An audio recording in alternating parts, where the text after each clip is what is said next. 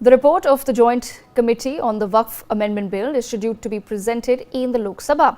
According to the list of business, Jagdambika Pal, chairman of the Joint Parliamentary Committee, will present the report along with BJP MP Sanjay Jaiswal. They will also place on record the evidence given before the committee.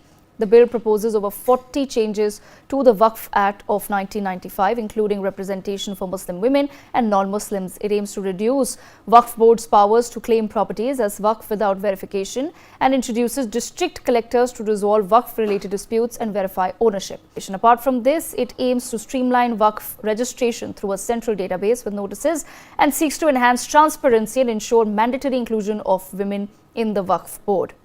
What do these changes truly mean? We take that conversation forward. With me on the broadcast, Ashwini Dubey. We also have with us Mr. Athar Zia, Empower panelist. We have with us Rajlakshmi Joshi, political analyst, and we have with us Taira Hassan, women's rights activist as well. The basic object of the legislation which is existing as of now was draconian. A form of jamidari, the Waqf Board became a jamidar of lands, where from they got the right of Kartabya Path, where from they got the right of High Court, where from they got the right of entire Tilak Marg, where from they got the right of a village which is 1500 years old, where from they got the right of a village where 100% population is from other religion, where from they got the right third largest land owner. So I think that it should have been abolished, but yes, little bit happened after 75th year of the constitution. Rajlakshmi Joshi, important point there raised by Taira Hassan as well, that to her it seems as though the bill is not really going into some of the major problems, and she, as per her, it's not addressing the issues in a proper manner. That yes, there was corruption, but how is the bill really now dealing with that point?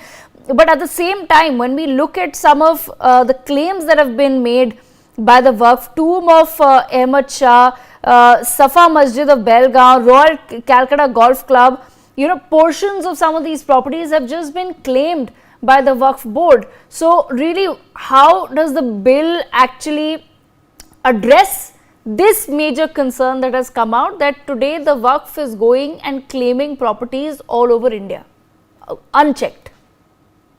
Yes, this is a very significant, a very important discussion.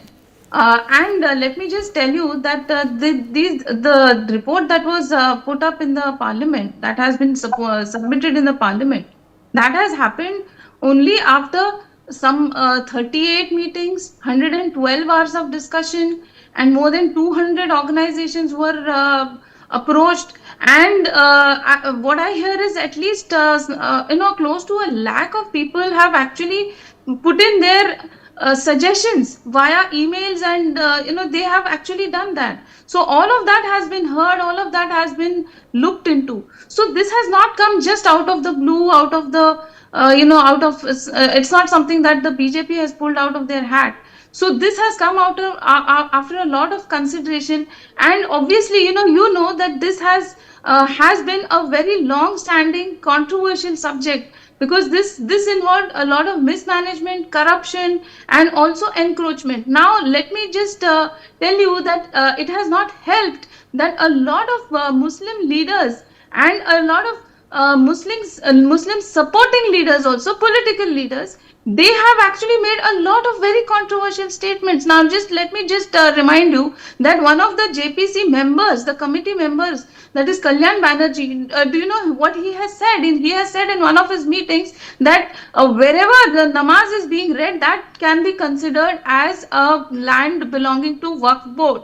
So that is a very it is a very ambiguous statement. So you cannot just make statements like that. And it doesn't help when Arvind Kejriwal goes around telling people that main aapka beta hu, and do you know that the Ambani building, that their residence stands over the Waqf Board land and the Kartavya Path, like Ashwini ji said. So there are a whole lot of buildings. He said, "Main aapko wapas dilaunga." So when politicians make these kind of statements, and just for the sake of appeasement, for the sake of getting votes, obviously there is a lot of fear in the minds of the rest of the majority. So I think that what this amendment seeks to do is they want to get rid of all the loopholes. So Tahira ji must be thinking that yes, earlier women were not prohibited, but they were not being included in the committee as well. They were never a part of the board.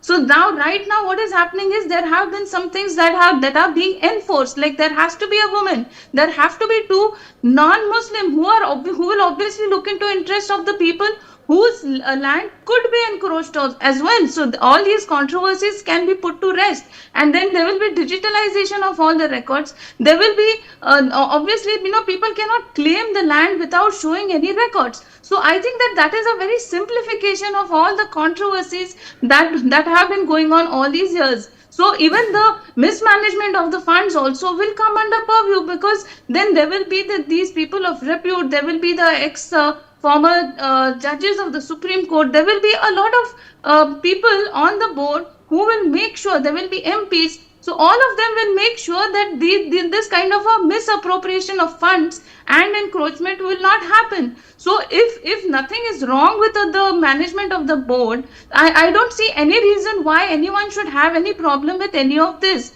because then Tahira ji was saying that this is supposed to be for the welfare of women, for the welfare of children, but that has been enforced now. The board has recommendation very clearly states that the welfare of the women and children are to be the foremost objective of the work board. So that is being written there as a rule. So this, all these years, that was not really happening, Devika, even though that should have been the purpose. And that is why I think that all these loopholes are being taken away. And I think it will only give a lot of clarity, and hopefully all the controversies should put to rest. Okay, all right. Provisions that the government wants to take away, and essentially, as Rajlakshmi Joshi was also pointing out, the focus has been to remove some of the loopholes in the past that were allowing some Waqf board or certain members to indulge in practices that have now been highlighted as corrupt. Also completely run out of time. I thank all of our panelists for joining us. Remember, the Waqf Amendment Bill is likely to be tabled in the Parliament in the coming days.